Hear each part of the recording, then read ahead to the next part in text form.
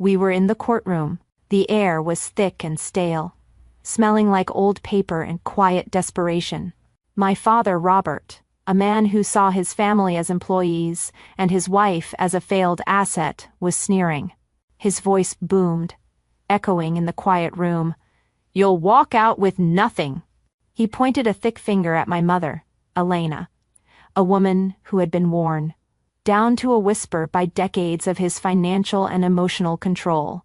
She trembled, her entire body shaking, and her hand was palsied as she reached for the pen, to sign the settlement, the document that would end her 30-year marriage with Penny's. I couldn't watch. I stood up, my chair scraping loudly on the floor.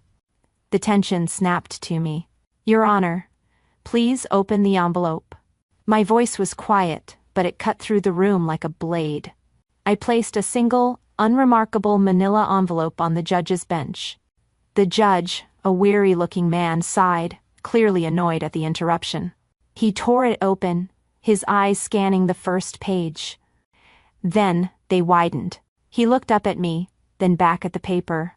A small chuckle escaped him, which he tried to stifle.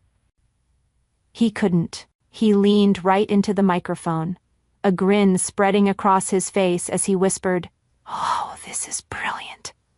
I watched my father's face. The smug, triumphant mask dissolved, replaced by a sickly, pale confusion. His bravado was gone, replaced by the dawning, unfamiliar horror of losing control. It all started 6 weeks earlier. We were at a steakhouse, the kind with dark wood and lighting so dim it felt like a cave. This was the moment Robert had chosen to present his final offer for the divorce. He slid a thin sheaf of papers across the table, the steak sauce on his plate perilously close. He was loud, boisterous, performing for the other diners. "This is more than generous," he declared. My mother just stared at the papers, her face ashen. I saw the numbers. They were an insult. "Dad, this isn't fair," I started, trying to keep my voice even. "This isn't a legal division of assets. This is—" He cut me off with a loud, barking laugh. "Maya, please," he said, waving his hand dismissively. "Stick to your little Navy paperwork. Ensign Paperclip, that's what you are." That nickname, it was his favorite. It was the one he used when I graduated OCS. The one he used when I passed the bar. The one. He used to erase every achievement and paint me as a glorified secretary in a uniform. "This is the big leagues," he said, jabbing a finger at my mom. "Your mother signs, or I'll see her on the street." He chuckled, convinced he'd put me in my place. He had no idea that Ensign Paperclip was the public call sign for a lieutenant. Commander in Navy JAG, specializing in forensic accounting and asset seizure. He'd just challenged me in the one field I was an apex predator. To understand the reckoning in that courtroom, you have to understand the two lives I was living. My father's universe revolved around his own voice. I remember this one family barbecue. The smell of lighter fluid and overcooked meat thick in the air. Robert was holding court by the grill, a beer in one hand, tongs in the other, bragging about his complex international shipping deals. He loved using words like logistics and supply chain as if he'd invented them. Our relatives and his yes-men friends would nod along, mesmerized by his tales of outsmarting customs and navigating treacherous foreign markets. He was, in his own mind, a titan of industry, a self-made man who commanded the world. He spotted me standing by the patio door, quiet, just observing. He grinned and called me over. "Here she is!" he boomed, pulling me into a one-armed, awkward hug. "Maya, when are you going to get out of that glorified Cub Scout uniform and get a real job? Something that actually pays?" The crowd chuckled. I just smiled, a tight, practiced expression I'd perfected over 2 decades. He gave me a rough pat on the head, the kind you give a dog. "Ah, you just don't get it, sweetie," he said, his voice dropping to a conspiratorial, condescending tone. "It's a man's world. Stick to your files." I just nodded. the familiar burn rising in my throat. I saw my mother across the yard, forcing a smile, her eyes begging me not to start anything. I didn't. I just went and got a glass of water, the internal ledger in my head clicking over with another entry, another dismissal, another casual erasure of my entire life. What he called files was a different world. It was a world he couldn't even imagine. It was a sterile, windowless room called a SCIF, Sensitive Compartmented Information Facility.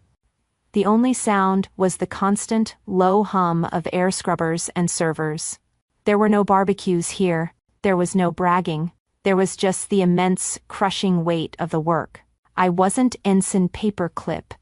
I wasn't a glorified secretary. I was the one who wrote the asset seizure orders that brought down men 10 times more powerful than my father. My commanding officer, Admiral Hayes, was a man who didn't tolerate fools and who saw me as his sharpest legal weapon. I'd walk into his office, and there was no condescension, just expectation. I remember briefing him on our last big target.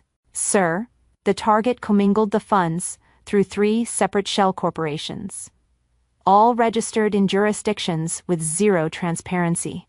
I pointed to a chart, but he got sloppy. He used the same registered agent in the Caymans for all 3. We can pierce the corporate veil and seize the entire $50 million portfolio. Hayes just nodded, his eyes fixed on the data. Make it happen, Commander. That's it. No pat on the head, just a command that trusted me to execute a multi-million-dollar international seizure.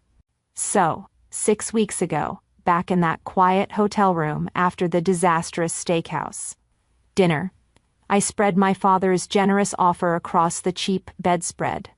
The anger and the hurt were still there, but something else was clicking on. The professional. I looked at the numbers, and a different kind of coldness settled in. They were too clean. He wasn't just lowballing my mother, he was hiding things. And he was doing it with an arrogance that left a trail.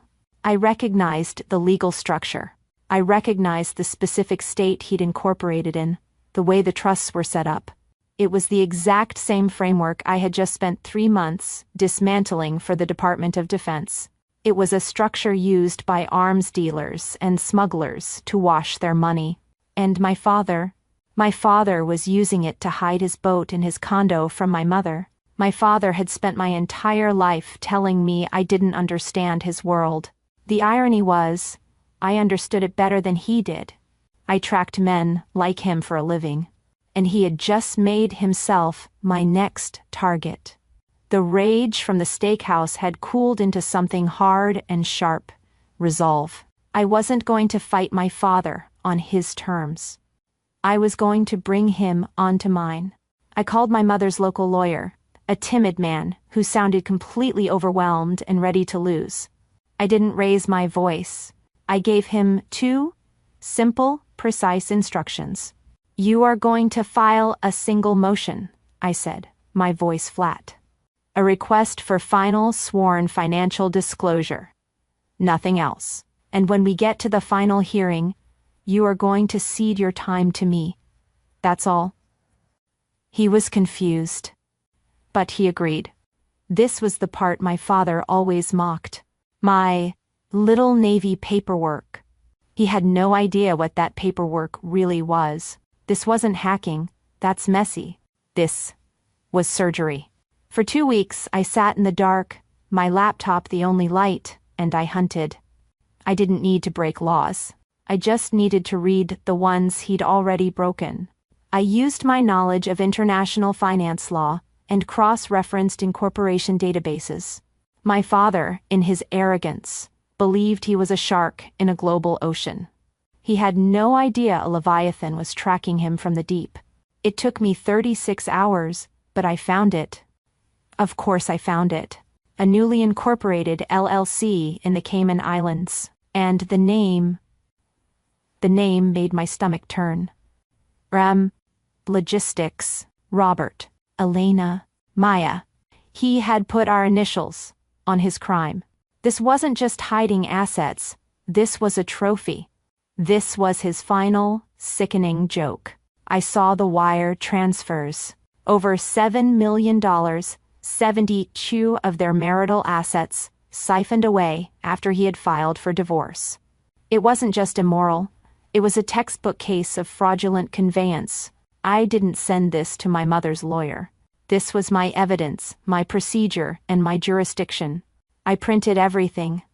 The incorporation documents from the Caymans, the time-stamped wire transfer receipts, and a single highlighted page from the state legal code, the one covering perjury in a sworn financial disclosure. I sealed it all in that one simple manila envelope. I bought a plane ticket, and I walked into that courtroom, my uniform pressed, ready for inspection.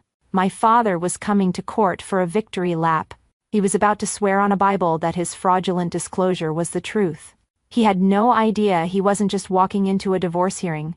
He was walking into an audit, conducted by me. And so, we were back in the courtroom. It felt like the final act of a play my father had been writing for 30 years. He walked in with that familiar, repellent swagger, slapping his lawyer on the back. He sat down at his table and winked at my mother, a gesture of such profound condescension it made my stomach clench. My mother, Elena, just stared at her hands, which were folded so tightly in her lap, her knuckles were white. She looked like a ghost, an empty vessel waiting for the final blow. I sat behind her, my back ramrod straight. My own uniform felt like armor, but he didn't even see it. He just saw Ensign Paperclip. His lawyer, a man who mirrored my father's oily confidence, wrapped things up. And so, Your Honor, we believe this settlement is frankly more than generous. The judge nodded, looking bored. Mr. Jensen, please rise. My father stood, all performative sincerity. Do you swear, under penalty of perjury, that these documents represent your full and complete financial status, your assets, your liabilities, everything? My father placed his hand on the Bible. He looked directly at my mother, a cruel, triumphant smile playing on his lips. Absolutely, Your Honor, he boomed. Every last cent. The lie hung in the air, thick and toxic. His lawyer slid the settlement papers in front of my mother. Just sign here, Elena. And that's when he couldn't help himself. The final twist of the knife. He leaned forward and hissed, loud enough for the first 3 rows to hear, "You'll walk out with nothing." A small, broken sound escaped my mother's throat. She picked up the pen, her hand shaking so violently she could barely hold it. I saw the ink tremble over the signature line. This was it. This was the moment. The culmination of every ignored achievement, every dismissive sweetie, every pat on the head. This was the car he bought himself when he said we couldn't afford my college textbooks. This was the man's world speech at the barbecue. It all coalesced into this single, terrible moment of signature. I stood. The scrape of my chair was the only sound in the room. Your Honor, I have one item for the court's consideration. My father's head snapped toward me, his face contorted in pure rage. Sit down, Maya, this is grown-up business. His lawyer chimed in. Your Honor, this is highly irregular. This is his daughter. She has no standing. The judge looked at me, his gaze annoyed. Ma'am, who are you? I took a steadying breath. Slowly, deliberately, I reached up and removed my white combination cover, my navy cap, and placed it perfectly on the bar in front of me. I looked past my father, past the sputtering lawyer, and directly at the judge. Lieutenant Commander Maya Jensen, United States Navy JAG Corps, bar number 88451. The entire room's atmosphere changed. The judge sat up, his boredom evaporating instantly. I am here not as a family member, I continued, my voice calm and ringing, with an authority he had never heard, but as an officer of the court. I have material evidence of perjury and financial fraud directly related to these proceedings. My father's mouth was open. His lawyer looked like he'd been slapped. Your Honor, I protest. The judge held up a hand, his eyes now fixed on me. Approach, Commander. I walked forward, the clicks of my heels the only sound. I placed the single manila envelope on his bench. This is what my father, Mr. Jensen, failed to disclose. The courtroom was dead silent. The judge tore open the envelope. I watched his face. Annoyance. Confusion. His eyes scanned the first page. The second. His eyebrows shot up. Then, the reaction I will treasure for the rest of my life. He stifled a laugh. He looked up at me, then back at the paper. He couldn't hold it in. He leaned into the microphone, a grin spreading across his face, and whispered, "Oh, this is brilliant." My father's face went from rage to a sickly, pale confusion. What? What is it? What's so funny? The judge's smile vanished, replaced by an expression as cold and hard as steel. He leaned into the microphone, and his voice boomed. "Mr. Jensen, your memory seems to have failed you. You swore under oath that this disclosure was complete, but you've forgotten something. Small. Just a minor detail." He held up the paper. "You've forgotten the $8.7 million you transferred to REM Logistics, a shell corporation in the Cayman Islands, 4 weeks ago, after you filed for divorce." The color drained from my father's face. He looked small. "Rem," he stammered. His lawyer snatched the paper from the judge's clerk, his own face turning ashen. "Your Honor, this is irregular. This is privileged information." The judge slammed his gavel. "What's irregular," he thundered, "is blatant perjury in my courtroom. What's irregular is using a 3-tier fraudulent conveyance structure, identical to those on a federal asset forfeiture watch list." He looked at me, and for the first time in my life, I felt seen. "Lieutenant Commander," he said, his voice filled with genuine respect, "your paperwork is the most meticulous and damning piece of forensic accounting I have ever seen. This settlement is nullified." "Your Honor," my father pleaded. The judge ignored him. "All assets, domestic and international, are hereby frozen pending a criminal investigation, which I am personally requesting from the U.S. Attorney's Office." He looked at my mother, who was staring at me, her eyes wide, tears of shock now streaming down her face. "And I am awarding 100% of the discovered funds, all $8.7 million, to Mrs. Jensen as punitive damages. We are done here." My father had spent my whole life trying to teach me about power. In the end, all it took was one envelope to show him what true authority looked like. The gavel strike felt final, like a door slamming shut on my entire childhood. The courtroom erupted, not in applause, but in a flurry of panicked, high-pitched noise. My father, Robert, was sputtering. His face was a mottled, terrifying shade of red, and he was jabbing his finger at his lawyer, his voice a hoarse whisper. "Fix this. You have to fix this." "What did she do?" His lawyer, the slick, confident man from an hour ago, was frantically stuffing papers into his briefcase, his hands visibly shaking. He wouldn't even look at my father. He just kept muttering, "It's over, Robert, it's over." Court officers were already moving, standing near them, their presence a clear signal. I didn't watch them. I didn't care. My eyes were only on my mother. She was still sitting, frozen, her hand still hovering over the unsigned settlement. Tears streamed down her face, but these weren't the tears of a victim.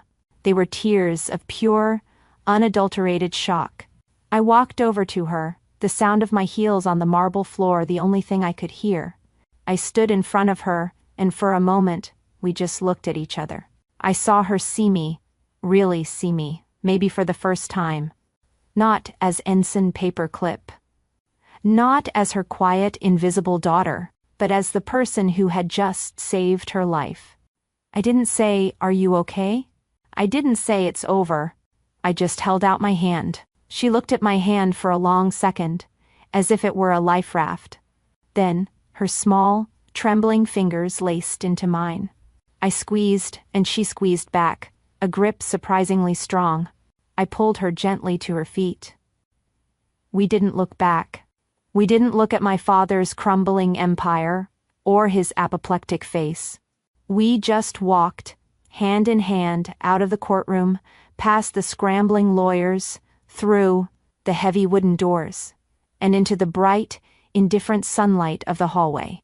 We left all the chaos, all the noise, and all the years of pain behind us in that room. 1 year later, the air smells like damp earth, lavender, and freshly ground coffee. The sign outside the bright, airy storefront reads, "Elena's Garden." Mother.